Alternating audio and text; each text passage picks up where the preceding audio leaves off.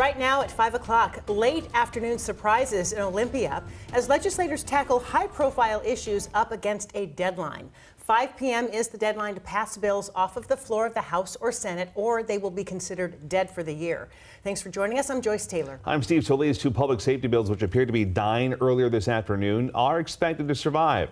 King 5's Drew Mickelson joins us live at the Capitol to explain what happened. Drew.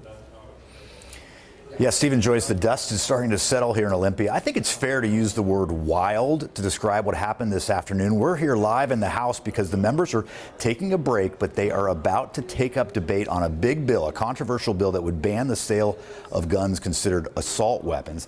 And then around 3 o'clock today, over in the Senate, they surprised everyone by passing that bill that would allow for more police pursuits.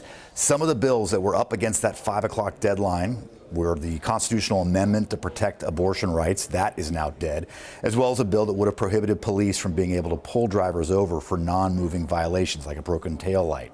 Now, as for that police pursuit bill, a lot of folks thought it was going to die today, and just as folks were rallying on the Capitol steps for House members to take a vote, in that surprise move, the Senate opened up debate.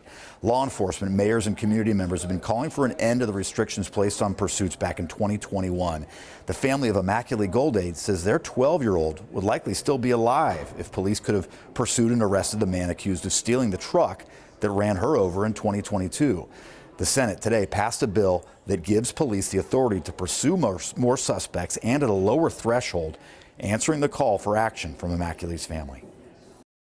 It has been very hard for me to live my day-to-day life in constant fear that I'm going to be next.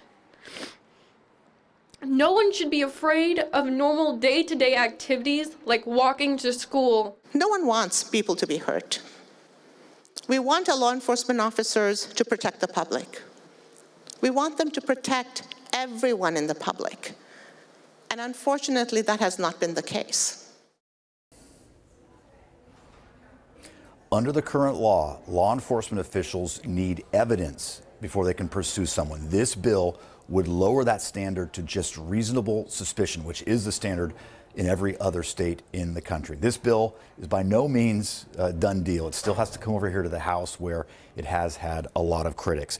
As we speak here in the House, the members are preparing their arguments for what could be a long debate into the evening on that ban on the so-called assault weapon sales. Live in Olympia, where it's been a busy, surprising day, Drew Mickelson, King 5 News.